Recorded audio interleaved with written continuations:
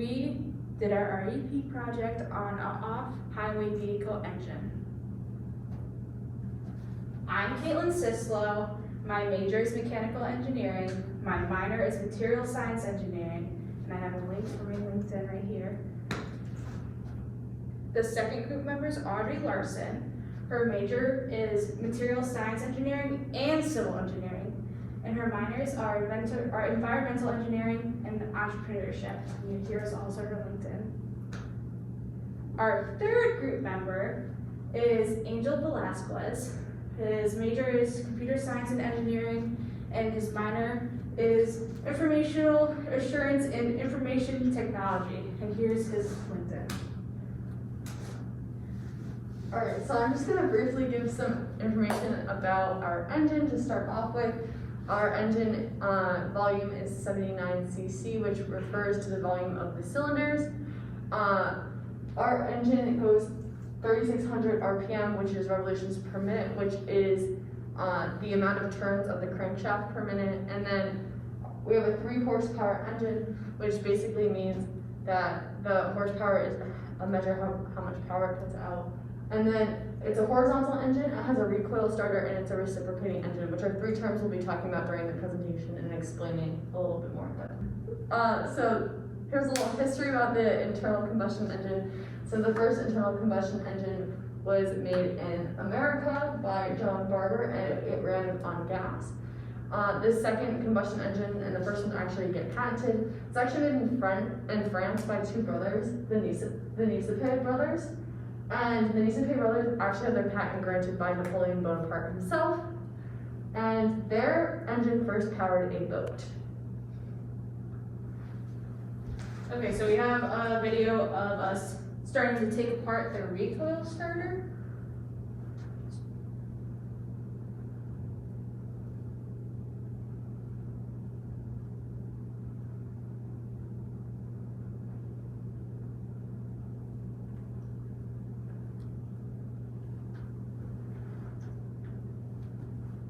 As you can see there, we're mostly struggling with the bolts.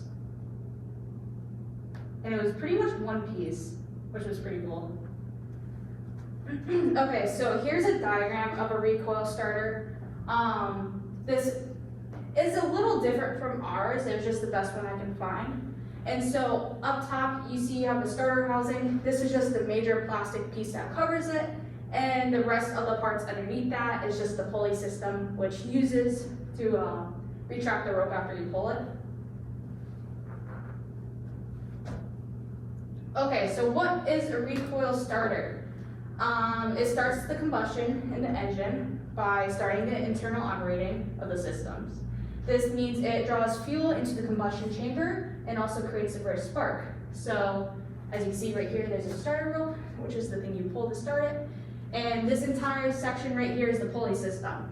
And there's different parts of the recoil starter, different parts that it also uses. So it has a starter rope and the pulley system in the actual recoil starter, and then it also works together with the flywheel and crankshaft. Okay, so how does it work? The recoil system connects to the pulley through a hook. When the rope gets pulled, the recoil spring stretches out. When released, the recoil spring snaps back and pulls the rope in. This is pretty much how you start the engine. So it's used to get the engine turning fast enough to be able to run. This means that when you pull it, it starts everything inside the engine. It starts the combustion by putting fuel into the combustion chamber and having the spark plug actually create a spark. Alright, I'm just going to briefly talk about the types of starters that an engine can have. We have a recoil starter, which is very common for smaller engines, for household appliances like lawnmowers, things like that. But besides that, you can also have an electric starter, which uses an electric current to start the engine by completing that first rotation of the crankshaft. You can also have a pneumatic starter, which is basically when a burst of high pressure air is used to start the first rotation of the crankshaft. You can also have a hydraulic starter, which is the same idea, but with a small amount of very compressed fuel that is shot out and used to start the first rotation. And you can also use a spring starter, which is often used if something is dangerous or needs to be done remotely, because you can automate that to release the spring and then start that first rotation. Here we have a flywheel video. I wasn't there taking part in the flywheel, but Audrey and Angel were, so.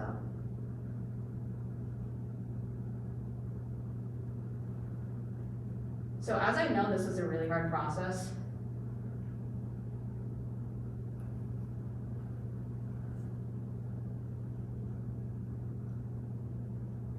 And they made it look easy here. Okay, so here's a small diagram of it. So this part right here is the actual flywheel, and up top, I can't really point, is the magneto, which will start the ignition coil, which sends energy to the spark plug, which creates a spark. Right here is the flywheel fan, and that tries to cool down the engine. It doesn't really do the best job at it, because in larger engines, there's different cooling systems, but this is just for a small engine.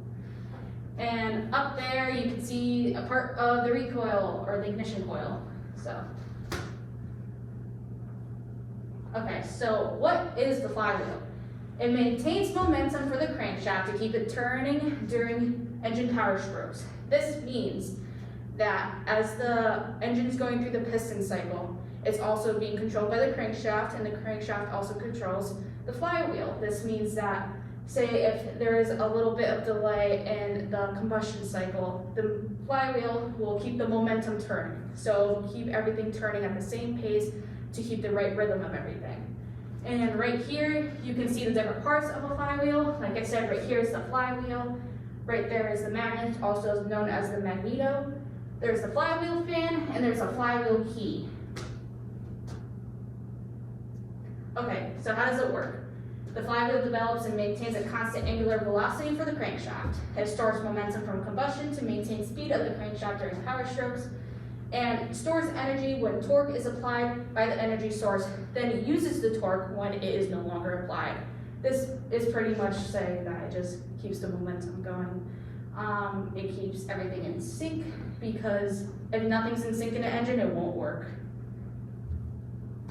Okay, so I went into a little depth of the flywheel fan, which it just moves air around the engine and tries to cool down the engine block. And there is a flywheel key, which was also, it was actually part of the, it was on the crankshaft on the opposite side. And it absorbs any damage instead of the flywheel because it reduces the repair costs, meaning that, say if this engine was in a lawnmower and we hit a rock with our blade, it would try to put all the damage onto this little block because it's a lot easier to replace. You want that? Okay, so flywheel magneto, what is that? It uses a magnetic field in the vicinity of the ignition coil, known as the armature, which produces an electric current. So, first of all, the ignition coil is has the part of the armature in it.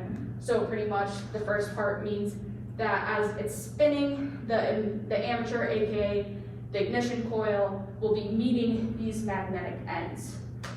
The ignition coil as a whole will receive the magnetic field, then produce an electric current, and transfer the energy that it produces to another part of the engine, like the spark plug. So at this part, as the flywheel is turning, the ignition coil is picking up on the magnetic field made by the magnetos, and it's transferring the magnetic energy into electric energy, which fuels the spark plug. To have the magnetos work, the flywheel must be cranked, or the ignition coil must be moved in between of both the magnetic poles. So this is how you create the magnetic field through the poles, north and south. Here we have the ignition coil video of us taking it apart.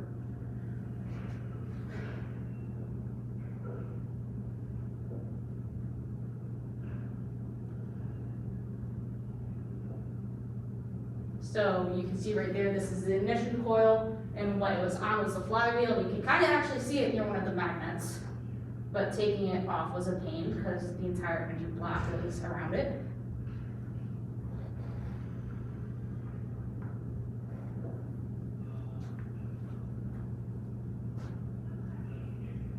Okay, so here's the ignition coil diagram.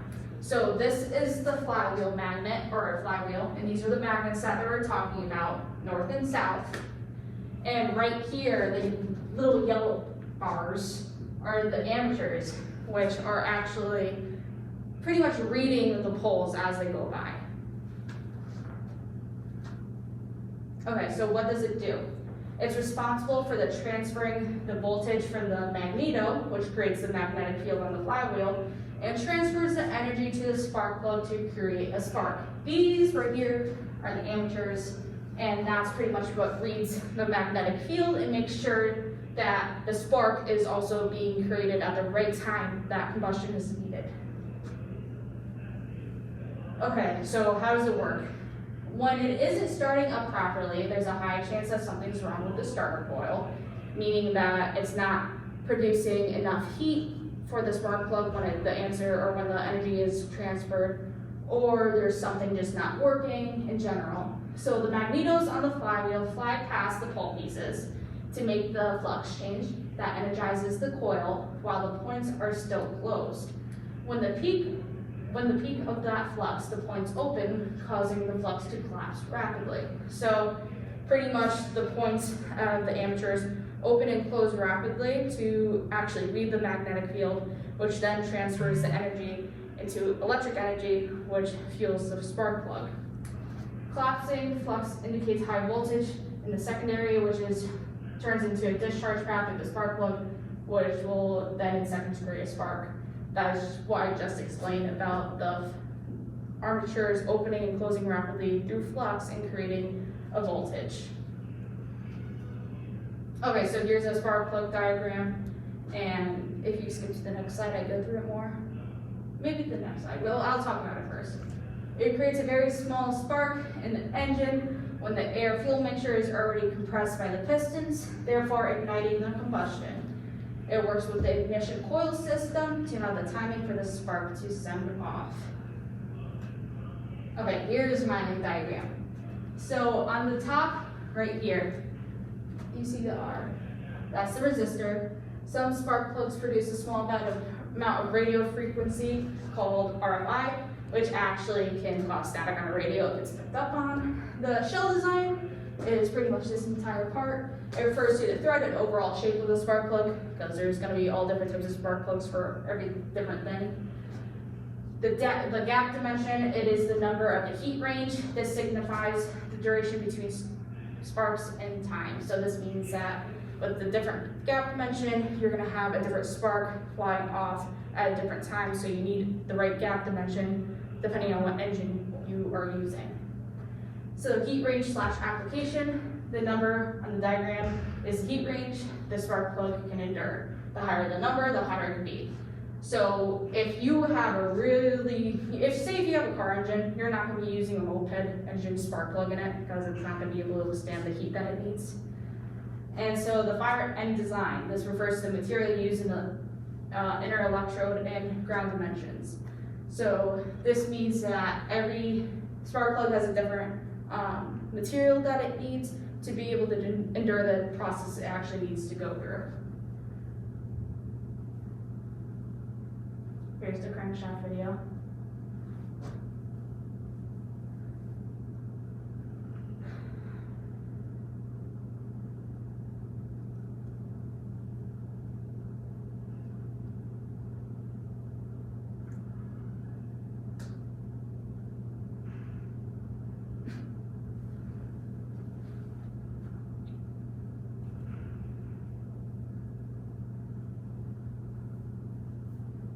Right there, I was turning the flywheel, which was actually turning the crankshaft.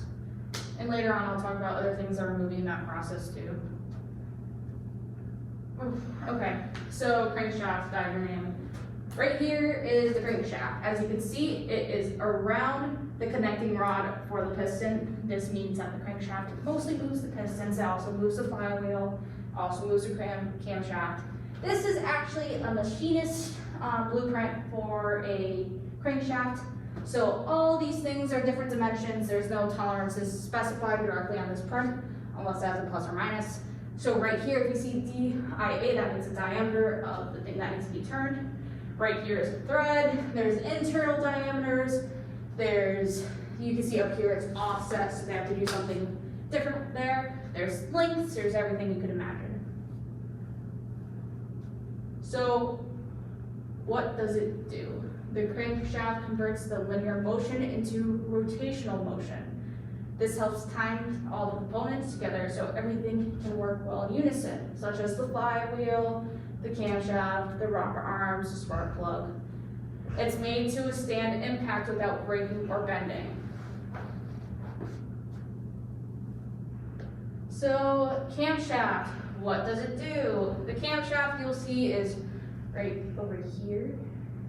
This is the crankshaft right here. Camshaft is the bigger here. It takes the up and down movements of the pistons and the cranks and the flywheel in a circular motion. It works with the crankshaft to create combustion in the engine. It works with the flywheel to keep it turning. Okay, so ball bearings. Right here, this is what was holding on to one of the parts of the crankshaft. This is just for support. And it supports many parts of the engine, like the crankshaft. They're also very resistant to corrosion and scoring, because pretty much if your ball bearing is going to corrode on you, nothing's going to work, because nothing's going to spin right. And they have a huge manufacturing process that involves heading, flashing, soft grinding, heat treating, etc., just to make the perfect little ball that you need. Alright, so I'm just going to briefly jump in and kind of step back a little bit. In the beginning of the presentation, I listed off some statistics about our engine, one of which was that we have a horizontal engine. And I just want to briefly talk about the difference between a horizontal and a vertical engine, which actually has to do with the crankshaft. So basically, it's a designation given to the engine based on the orientation of the crankshaft. If the crankshaft is horizontal, it's a horizontal engine. If it's vertical, it's a vertical engine. Each of these has, benefits, pros and cons to them, and disadvantages, and that's just because of the orientation. So for a horizontal engine, it has a nice low center of gravity, so it tends to be more stable. So this is used for smaller vehicles. And then the shape is more conducive to natural cooling, as it's more open when it's horizontal, the way that the engine is built around it. For vertical engines, though, there is less wear and tear on the crankshaft, as the piston does not rest on the cylinder, and gravity is helping it to achieve what it needs to achieve as it's going vertical. And then I just want to briefly talk about the crankshaft material choice. So our crankshaft is steel, and that's a really dependable, strong, hardy metal, but it is extremely heavy, which does pose a challenge as it makes the engine have to do more work to turn it.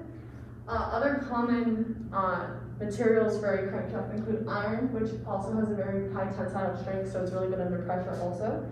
But currently they're doing some experimentation with aluminum and coating it in SiC and graphite to make sure that it can withstand the forces and the rotation that the crankshaft has to be under. But that is something that is up and coming. And then I just wanted to briefly talk, so when we have the crankshaft made out of steel, the steel has to be heat treated because the outer layer of the crankshaft cannot be terribly damaged. So the process that they use for this is called nitriding, and it's when you heat up a chemical or element that has or molecule that has a lot of nitrogen in it, and in this case they used ammonia gas, NH3. They heat it up and they spray it onto the metal, and it actually creates like a really thin layer on the top of the metal of like a harder layer, and that can help protect the actual steel from having damage. And this process happens at around 900 degrees Fahrenheit. Okay, so we're gonna go into camshaft design. Here's a whole diagram of it. As you see, camshaft's up there, and here are some of the rocker arms, which we'll talk about later. So camshaft, what is it? It controls the air-fuel mixture that enters the chamber. It also controls how effectively the spent exhaust gas from the previous ignition exits the chamber. So the camshaft and the crankshaft work together in unison. Without the crankshaft, there'd be no camshaft. Without the camshaft, there'd be no crankshaft. And so this pretty much controls the valves in the engine, when they need to be open, when the gas needs to be put into the combustion chamber, when the exhaust gas needs to exit the combustion chamber. So here are some of the rocker arm diagrams. These are actually really similar to the ones that are in our engine because there's a whole bunch of different shapes of the actual rocker arm, and I tried finding the one that's most similar. Okay, so what does it do? It is responsible for transmitting the movements of the camshaft to the intake and exhaust valves. So as you can see, the rocker arms are right here, and there's this is after we took them apart, and actually you can see the image right here. I never added it into the slides because I forgot. They go like right here, and there's like a little dimple where one of the ball ends of it will sit, and that means when the camshaft moves, the rocker arms will move up and down when they need to, and it will either open the intake valve or the exhaust valve. And here is the valve diagram. As you can see, this is what I'm talking about with the valves. The intake valve is a lot larger than an exhaust valve, and in the next slide you'll see that. Yeah, right here. Intake valve is a lot larger than exhaust valve. So, as the four-stroke process begins, the valves have different responsibilities. The intake valve allows the air-fuel mixture to enter the combustion chamber and closes for the compression cycle to start. The exhaust valve opens after the combustion occurs and removes the leftover gases from the combustion. Like I said before, these work in unison with the camshaft, which works with the crankshaft, which works with the flywheel. It's a whole cycle. Okay, so valve diagram and placements. This also has to kind of do with the strokes of the pistons, but I figured this was really helpful because it actually shows when the valves are open and when they're closed. So in stroke 1, you see the intake valve is open, letting in the gas and air. In stroke 2, you see that both are closed and that the piston's starting to move down, and it's going to move up again to compress all the gas. Stroke 3, you can see that the spark plug ignites it through heat. And then in stroke 4, you see that the muffler section or the exhaust valve actually opens and the piston pushes all the gases up and out. Okay, so here's a piston diagram. In one of the pictures previously, you kind of saw this part of the piston on the crankshaft. You couldn't really see the piston head because we couldn't even see the whole thing because it was stuck in the actual engine. Okay, so pistons, how does it work? Right here, you can see the piston head, or the crown. They turn the heat energy into mechanical work. Typically, the number stamped on the crown of the piston represent the tolerance that the piston fits in due to the manufacturing process. So this means that everything in manufacturing is not made the same. There's going to be different tolerances. One part is going to be a little bit bigger by even 1/10 of a thousand. And you need to specify this because if you don't, and you're trying to assemble something like an engine, everything's not going to work together if you don't actually make notes of these. And the piston head first starts as a cast in most cases, and then it gets turned down on a lathe to fit the tolerance and dimensions for the specific engine. And in a later slide, I will talk about how that has to do to tie it in with the cylinder. Okay, so this is a big diagram of the conversion of energy. So you can see that as it goes by, heat goes in, it kind of starts turning into work, heat goes out, and it actually turns the heat into the actual work of the engine, aka the mechanical advantage. Okay, so piston strokes. There's 4 of them because we have a 4-stroke engine. The first stroke is the intake stroke. This means that between the carburetor and the combustion chamber, it opens, allowing an air-fuel mixture to enter the cylinder bore as the piston moves downwards. This pulls in all the air and gas mixture in there as it's kind of creating a vacuum effect. The compression stroke. The cylinder bore contains the maximum amount of air-fuel mixture and the intake valve closes. Then the piston moves back up into the cylinder bore. This is compressing everything, making sure that we have the most compression for our combustion. The power stroke. When the piston reaches the top, this is the optimum point to ignite the air-fuel mixture, since the mixture is compressed against the piston and the cylinder head. The spark plug then creates a spark through heat as we talked before, which is through the ignition coil and the magnetos, then forces the piston down to the bottom of the cylinder bore due to the rapid change of gases. This is a chemical reaction. It's going to create heat, it's going to create energy. So it shoves pretty much the piston down. The exhaust stroke. When the piston reaches the bottom of the cylinder bore, the exhaust valve opens. The piston moves back up, the cylinder bore again, forcing the combustion gases out through the exhaust valve. The piston moves back up, the cylinder bore, and the intake valve opens again, starting the four-stroke process all over again. This happens the entire time that the engine is running.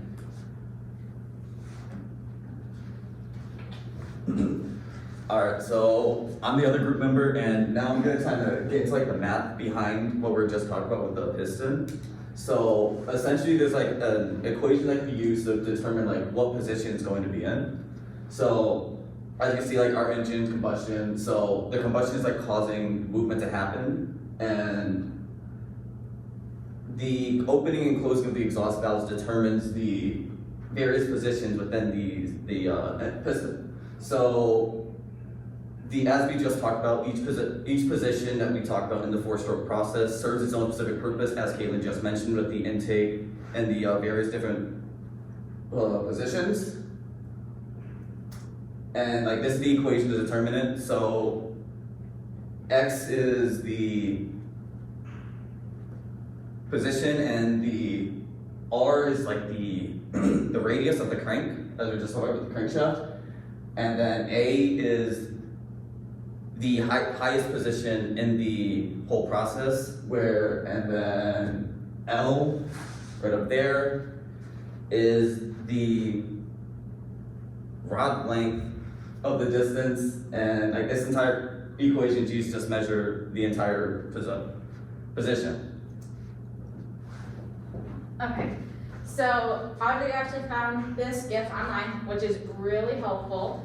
And so it pretty much just further explains the intake stroke, compression stroke, power stroke, and exhaust stroke. I really like it because you can actually see it rather than me just blabbing your ear off and you not knowing what I'm saying. Alright, I'm just going to briefly talk about the materials that pistons are typically made out of. Our piston is made out of aluminum, mostly because it's a lighter material, so it makes the engine have less weight to actually move. So the combustion reaction doesn't need to be as strong. This minimal weight is really the main reason for this material choice. The properties that aluminum has, though, that makes it a good piston, other than that, is it has a low coefficient of thermal expansion, which means that the material is less likely to expand under heat. So when the combustion reaction happens and things get hot in the engine, it won't expand, which means that when engineers create engines, they don't have to leave as much room for the piston, which saves space. Aluminum is also very low cost in addition to its lightweight nature. Okay, so the cylinder. The cylinder is right here on the outside of the piston. And this is a precisely machined diameter that allows the piston and rings to operate smoothly. To create this cylinder diameter, you bore it out. This is a manufacturing process that involves a single point cutter that rotates at high speeds and gets fed down into the metal. So this means that the piston head and that the cylinder have a relationship with each other, meaning that they both have to have really smooth finishes to not cause any friction. And boring, like I said, is a process that usually is done on a milling machine that has a single point in its offset. And so the machine will rotate its spindle, which the actual cutter is attached to, and you will, if it's a manual machine, you will have a quill that you hold and you will press down into the metal, actually moving the metal. The engine block. This is all right here. This is the aluminum cast that you see. It houses all the small and large parts of an engine. It's made out of aluminum. It's a cast, which means metal was molded into a specific shape. If you were to try to machine this, you'd be there for hours, and it would not be ideal for production, and it would cost a lot more. So here's a head diagram. Up here, you'll see this isn't our exact head. This is just something that you guys can look at to reference what the head means. All up here is where all the other stuff is being held, so like the spark plug, the valves, everything like that. And here is the actual head of our engine. And up here you once can see the valves, and you can actually see the rocker arms all the way up top that connect to these valves. You can see the bottom of the spark plug, which is pretty cool. And so what does it do? It holds the injectors and valves. Okay, so ports and tracks. This is where the air-fuel mixture travels, and it also directs the exhaust gases out of the combustion chamber.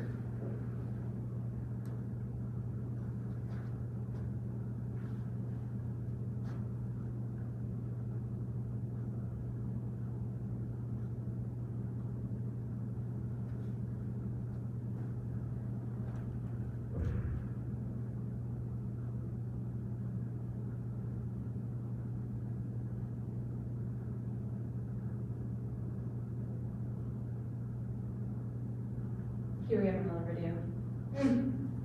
This is the solo choke individually.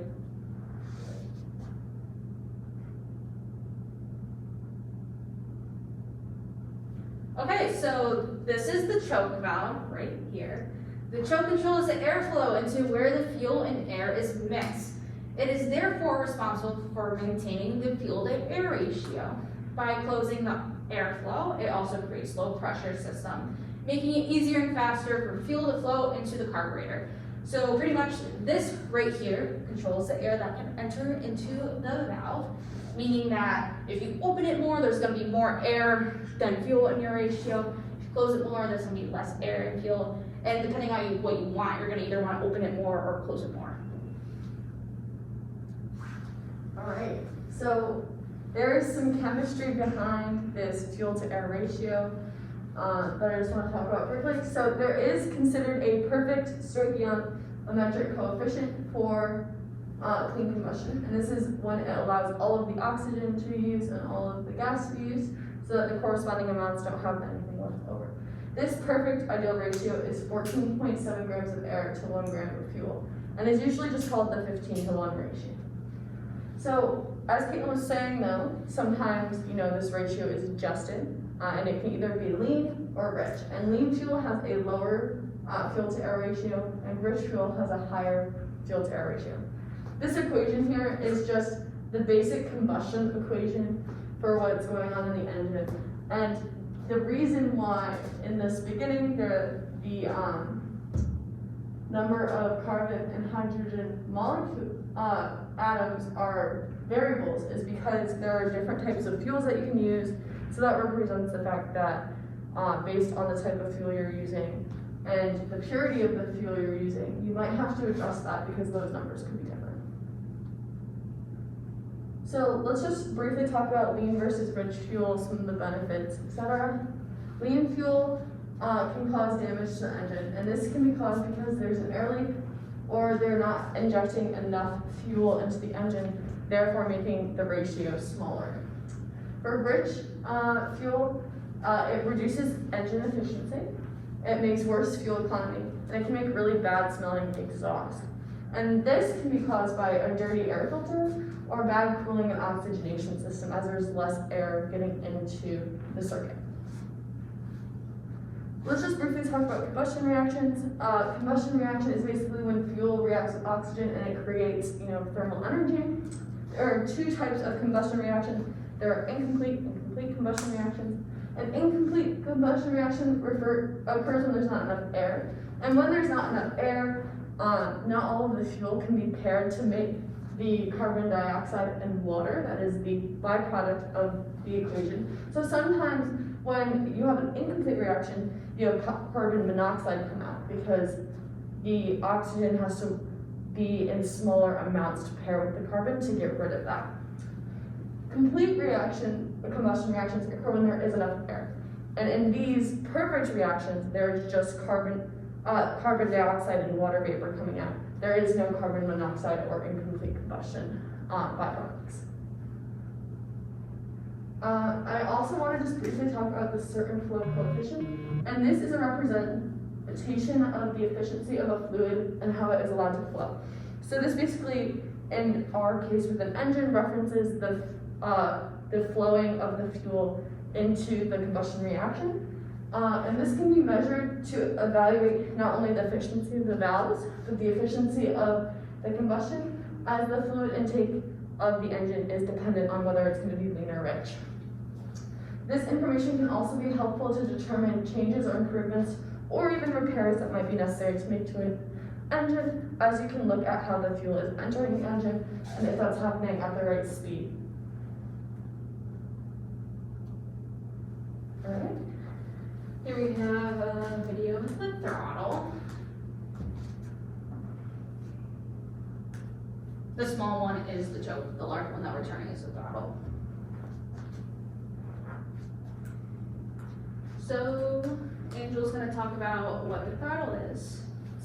Alright, so as you saw from that video, like the throttle, as you saw, was like when you turn it, you like slowly opened it. So what the throttle's used, like typically in a car, like the gas pedal is exactly what the throttle is. Like the harder you press onto it, the faster it's gonna go. That's because the throttle is what gives like the higher power to the engine to like make your car go faster when you're driving. And like when you're putting less pressure onto the car, you're gonna be going slower. And so it essentially just controls the amount of power in the engine, and it regulates the amount of air that enters into the engine as well by the opening and closing of the throttle itself. And then here we have the carburetor, which is like the entire body of the throttle and the choke, all that together.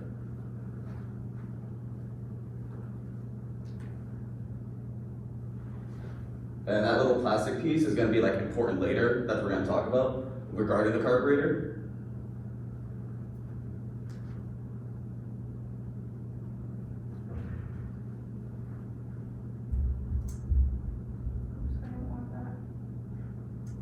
Alright, and this is like an entire diagram of like the carburetor. So here, that was like that plastic piece that we just saw. This is the float bowl, and then you have like the float, and then up top you have the choke shaft up there.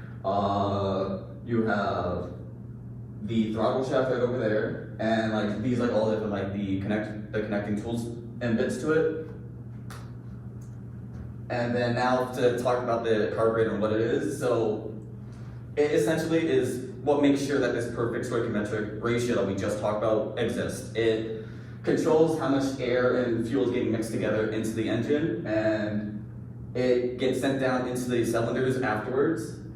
And then inside the carburetor, as I was just talking about, there's the float bowl. So the float bowl, like it rises and lowers depending on how much fuel is in it, and this determines like the levels that's in like the carburetor, like the levels of fuel inside of it.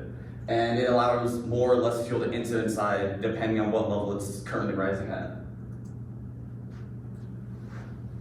Alright, so the material choice for the carburetor. So first off, as Angel just said, the float is always made out of plastic. It needs to be able to float to regulate those fuel levels. Other than the float bowl though, the rest of the carburetor is typically made out of steel. The outside of the body does not have to be as tough as the inside, as it's not going to be exposed to as much heat and things like that. So typically the outside will be made out of an aluminum, and then the smaller internal moving pieces like the throttle shaft and some of the other things that Angel mentioned are made out of steel because they have to withstand wear and tear.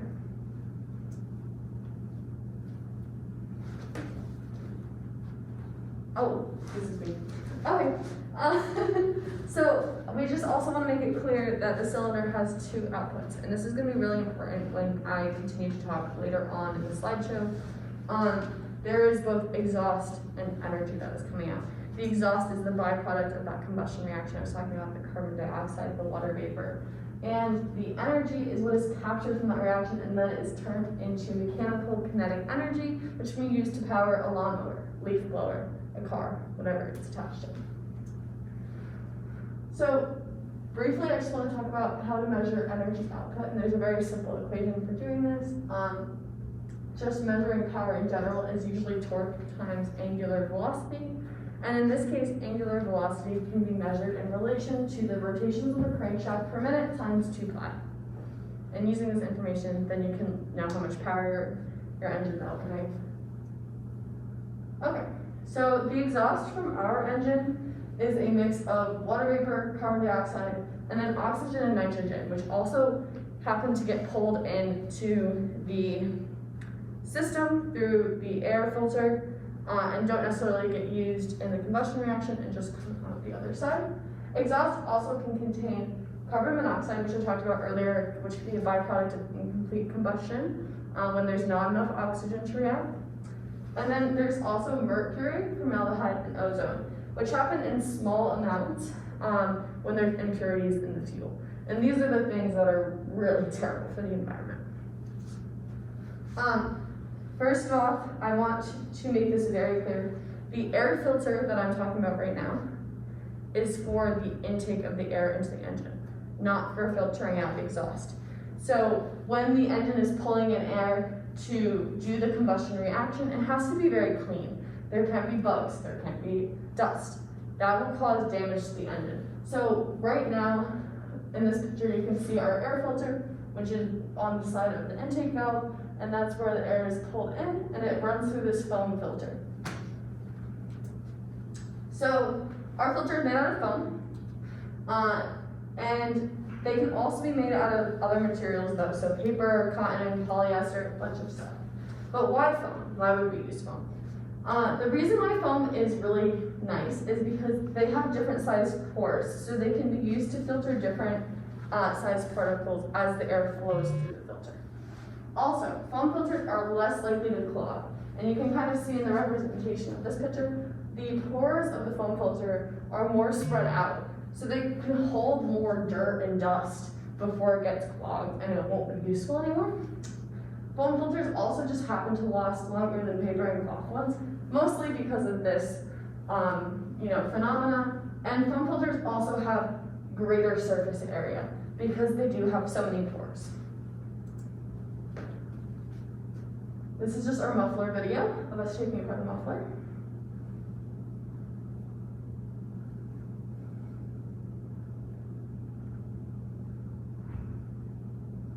And I'll talk about this a little more, but that's where the exhaust runs through.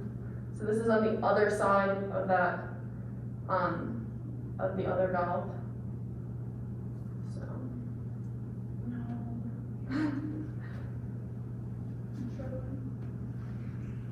All right, so the muffler quite literally muffles the sound from the exhaust. That is its job. There are 4 parts of the muffler. There's the inlet, which is right here. And the inlet is where the gas enters from the combustion cycle, and the sound waves enter. So it comes in through here. We then have a resonation chamber, which is when there's a specific volume of air in there, and it allows all of the sound waves to cancel out and bounce around off the walls of the resonation chamber. There's then perforations, which are up here. You can see there's little dots up there. And in these perforations, which are just small holes, it allows the sound waves and pressure to continue to disperse and bounce off the walls, canceling each other out. And then we have our outlet where the exhaust exits the muffler and goes into the air. So I'm just going to briefly talk about how the muffler actually cancels out noise. But one thing I want to talk about first is the physics idea of destructive interference. So there's 2 types of interference that can happen with sound waves. There's constructive and destructive. When constructive interference happens, the 2 waves have the same peaks and troughs. So when they hit each other, they make even higher peaks and deeper troughs. The opposite happens in destructive interference. When the 2 waves have opposing troughs and peaks, they actually cancel each other out, creating either smaller or not even any sound waves. This destructive interference is what happens in the muffler to cancel out noise. So, as the sound waves enter the muffler, they're bouncing off the walls of the resonance chamber. Every time they bounce off the walls, they become inverted. So their peaks and troughs flip from what they were before. When this happens, this inverted wave comes back to where the waves are coming in, and they can cancel out incoming waves. And that's how it muffles sound. All right, and then just briefly want to talk about what the muffler is made out of. The muffler kind of has 3 layers. We have our inner pipe, sound insulation, and then the housing. So there's a thin layer of metal, a thick layer of insulation, and then another thin layer of metal. And this allows for just some flexibility and absorption of some of the pressure that's coming from all of the gas filtering into the muffler. So it allows the body to actually absorb some of that pressure and help with the muffling itself.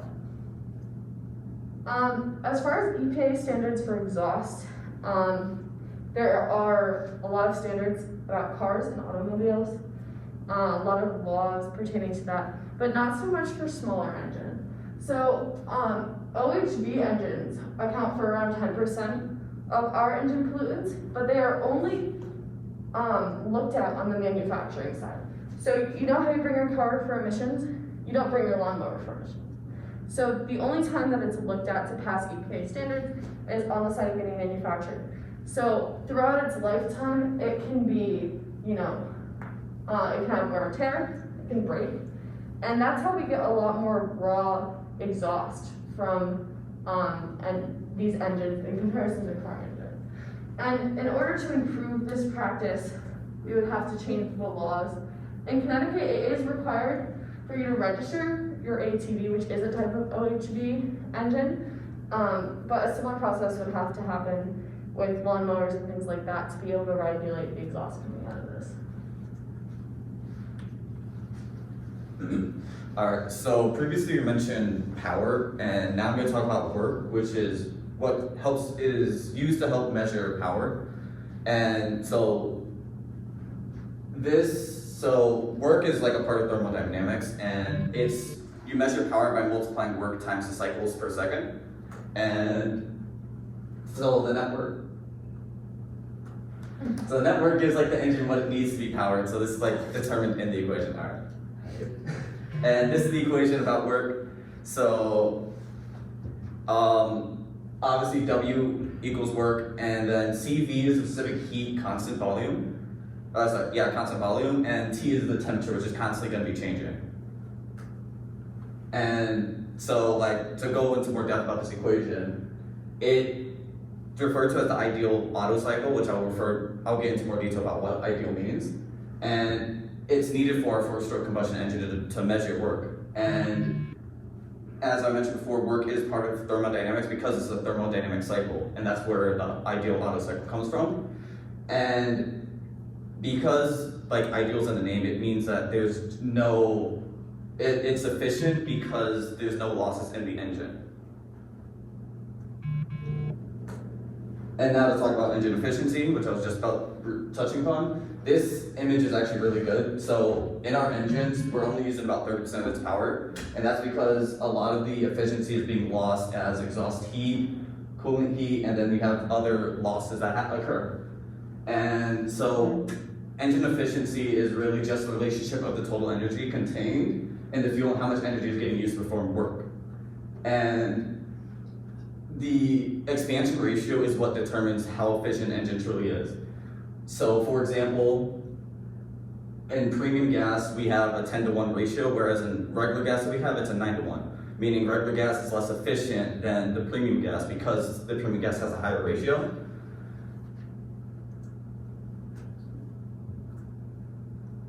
Alright, and now here's the importance of engine efficiency. So as I just mentioned before, our cars are only using about 30% of this power. And without an efficient engine, we're also missing out on fuel economy. And that's just fuel efficiency that gets wasted. And obviously having poor fuel economy is just a very bad thing for us to have. And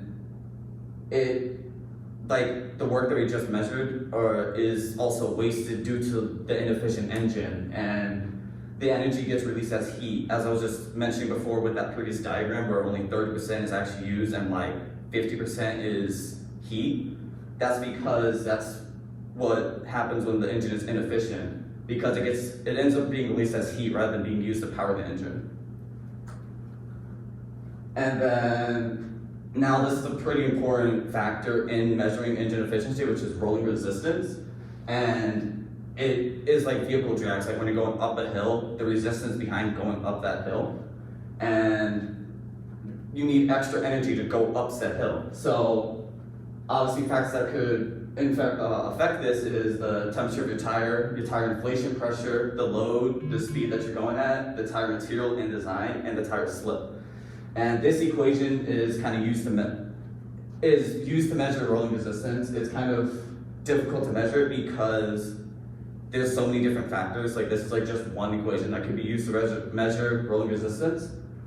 And these has like the factors I was just listing off previously. And then now, let's talk about what can make these inefficient. So, as we talked about before, we have like incomplete combustion processes, and like these are the different byproducts of it. And so, inefficiency occurs from like total energy not being released during the combustion processes, aka an incomplete process. And it is in the form of carbon monoxide, hydrogen gas, unburned hydrocarbons, and soot, which is represented there.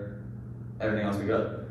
And then these are all the chemical energy that is used during combustion. Alright, so now let's compare to a modern day automobile engine. So obviously like a carburetor that we use, like you saw in the video, that's completely irrelevant now. A lot of engines nowadays use something called electronic fuel injection, which is a completely different process. It's more efficient and more accurate compared to like what our carburetor is. And obviously there's like the size differences. Our engine's very small compared to an automobile engine, which needs to power something a lot heavier and bigger. And there's also different parts. So like there's more cylinders in an automobile compared to our engine, which only has one. And then there's also difference in fuel capacity. Our engine, as we saw in the previous slide, is a very small fuel capacity because it doesn't need to power nearly as much, whereas an automobile engine has to be in like the hundreds for fuel capacity. Alright, so earlier Caitlin had mentioned the engine block, which was kind of the body of the engine. And I just wanted to briefly talk about the manufacturing practices behind this. So a process called sand casting is used for this, and this allows you to make a nice strong frame. So this is the mold that the metal is poured into, and this is called casting, and this is the outside cast when it's finished.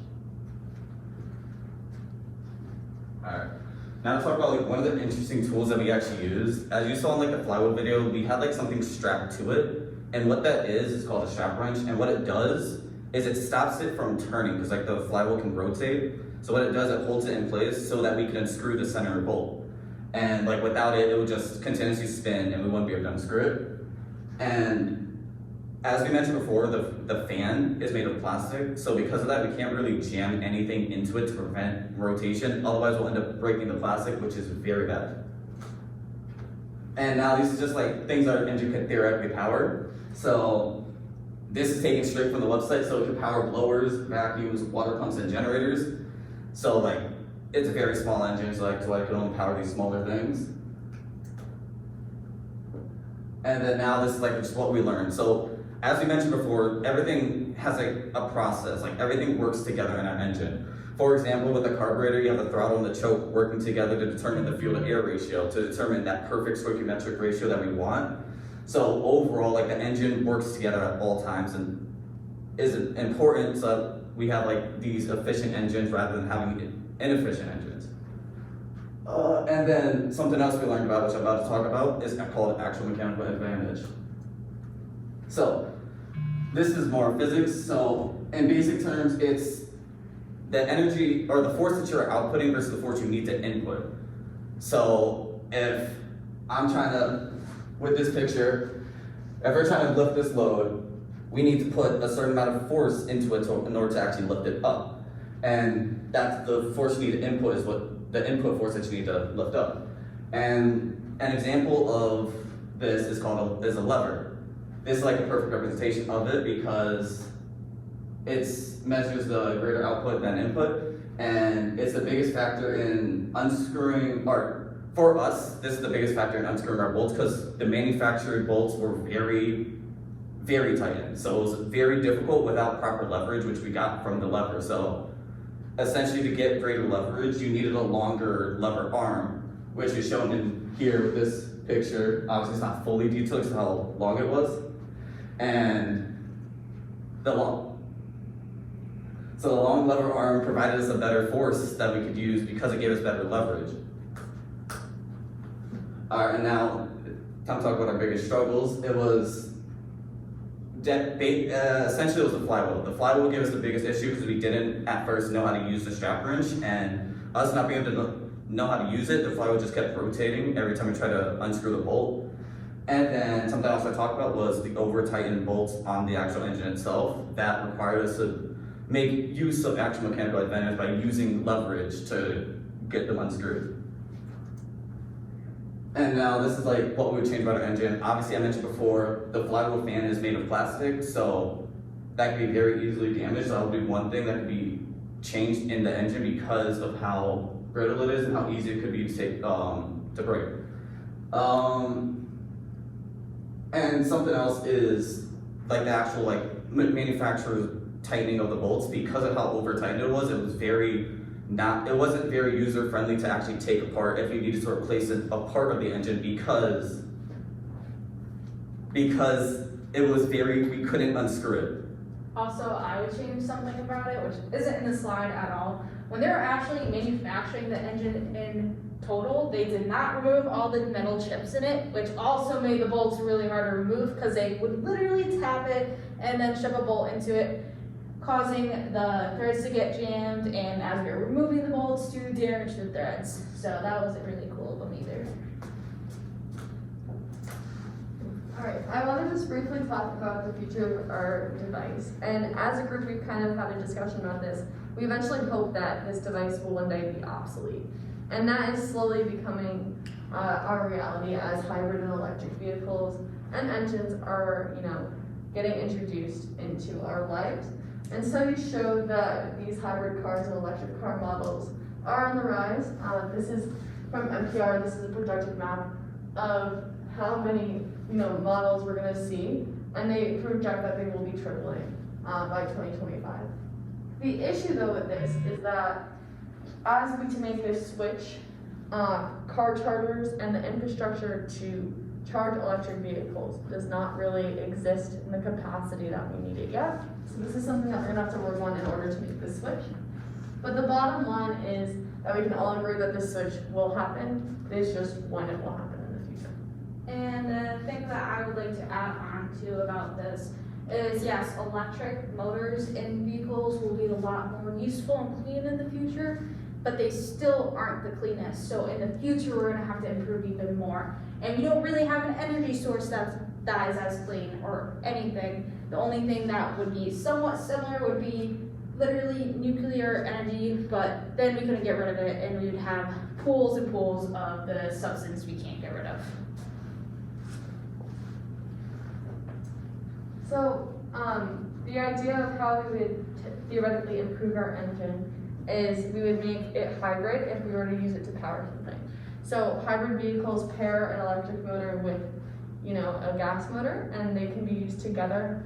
The gas motor being used when the electric motor runs out of juice. This creates smaller carbon emissions, and it can also be set up so that the electric motor helps with the internal combustion. It helps the internal combustion in some cases, like when it's traveling up a hill, and a car or ATV would need more power.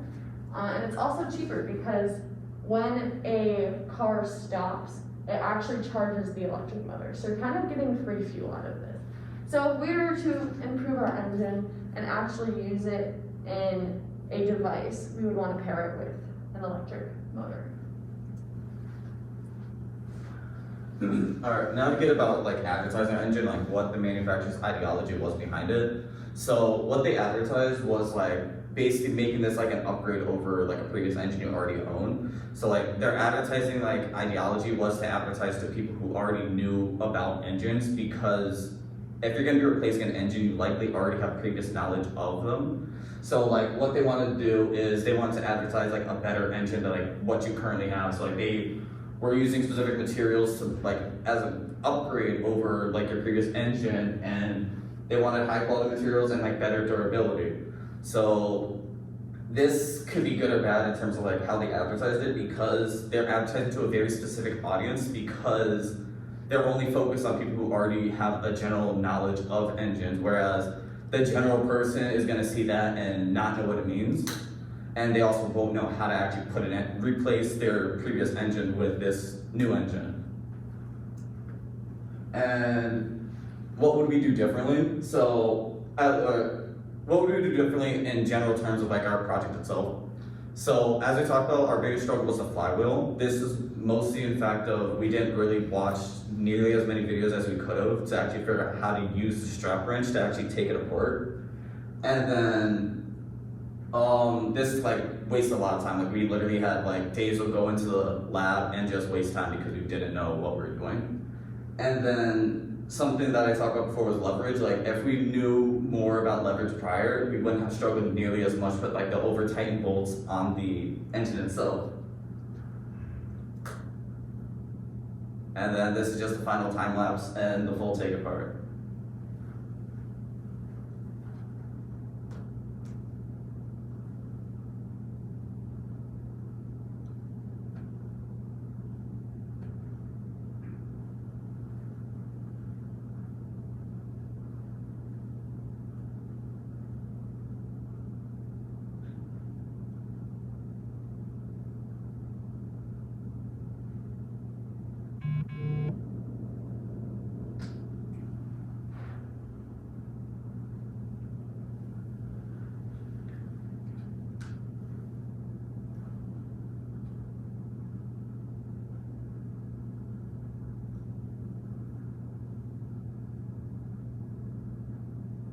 This time lapse right here is like an example of one of the days we wasted because we didn't know how to take off the flywheel. So we like spent like 20 minutes trying to take it apart, and then at that point we just kind of quit because we didn't know how to do it. And then later on, this is me and Audrey trying to do it later, and like we knew how to do it, however, we needed better leverage, so we actually couldn't take it apart. So we had to again pause on this day to go get something with better leverage in order for us to actually take it apart.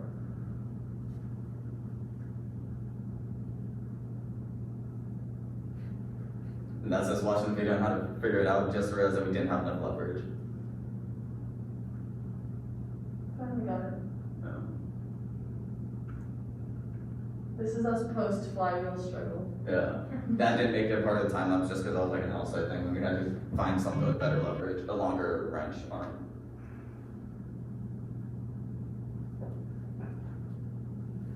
And then we quite literally just took pictures Yeah. all during this. Alright. And then we have our sources. Lots of them. And this is essentially the end of our presentation. Thanks for watching. Damn. No.